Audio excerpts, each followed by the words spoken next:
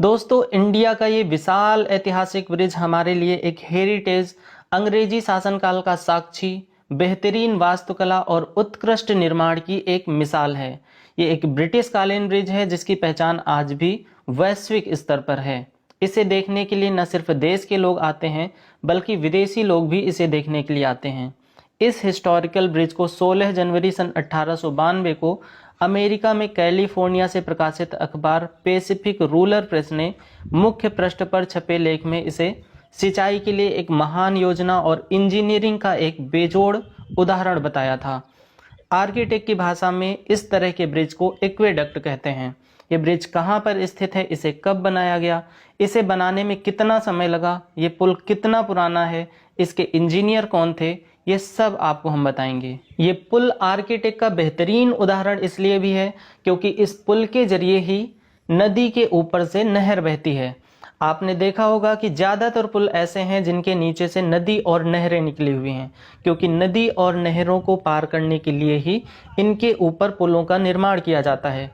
लेकिन अंग्रेजों ने इस पुल को इस तरह से डिज़ाइन किया कि उस समय सिंचाई करने के उद्देश्य से और यातायात के उद्देश्य से एक विशाल नहर इस पुल के नीचे से नहीं बल्कि इस पुल के ऊपर से निकलती है। उसके ऊपर दोनों किनारों पर रास्ता है और पुल के नीचे से बहती है नदी। यानी नदी के ऊपर बना है पुल, पुल के ऊपर बहती है नहर और नहर के ऊपर दोनों किनारों पर पक्का रास्ता भी है।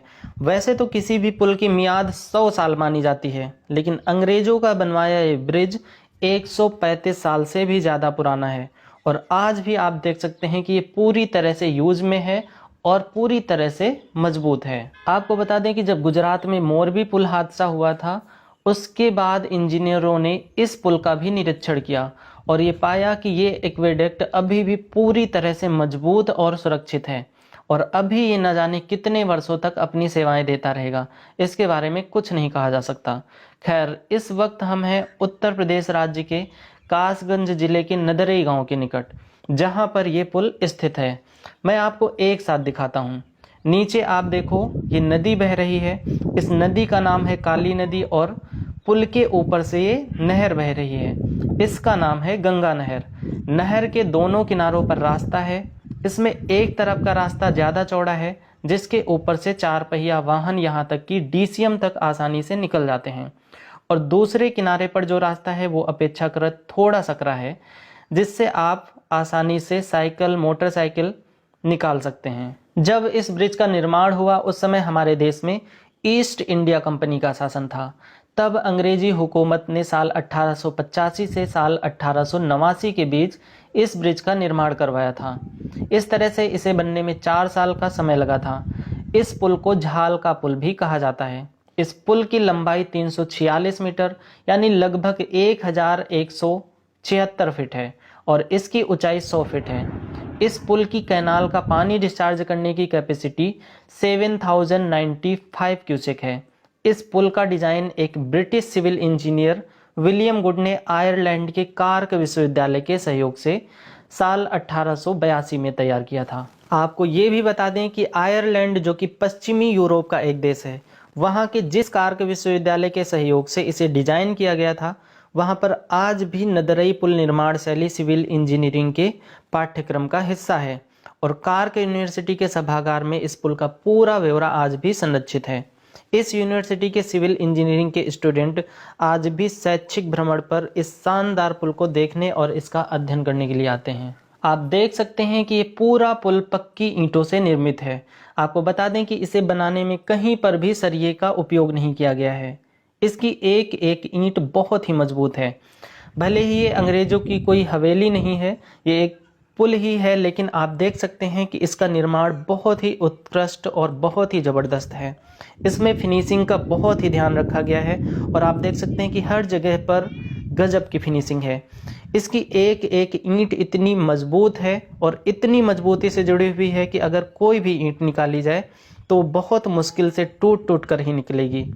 पुल के किनारे बने इन रास्तों पर जो ये आपको गड्ढे दिखाई दे रहे हैं, ये जो टूटी हुई ईंटें दिखाई दे रही हैं, इनमें रास्ते के दोनों किनारों पर सेफ्टी के लिए लोहे की मोटी ग्रिल होती थी जिसे चोर काट ले गए।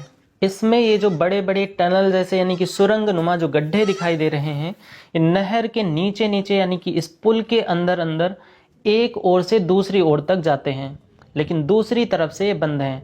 आप देख सकते हैं कि इनके दोनों किनारों पर कुछ इस तरह से कोठीनुमा स्ट्रक्चर बने हुए हैं।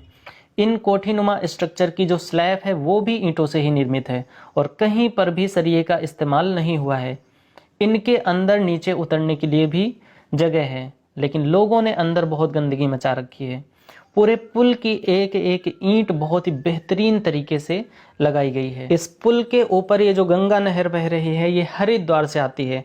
हरिद्वार से गंगा नदी से ही निकली हुई है और ये बहुत गहरी है। इस नहर के पानी का बहाव आप देख सकते हैं कितना तेज है। इस नहर का निर्माण ब्रिटिश इंजीनियर सर प्रोबी थॉमस कॉटली की देखरेख और उनके नेतृत्व में इस तरह से किया गया था कि ये नहर न सिर्फ सिंचाई के लिए बल्कि यातायात के लिए भी उपयोगी हो। आपको ये जान करके हैरानी होगी कि सन 1930 तक इस नहर में बड़ी बड़ी नावें चला करती थी, जो कि यातायात के साधन के रूप में चलाई जाती थी।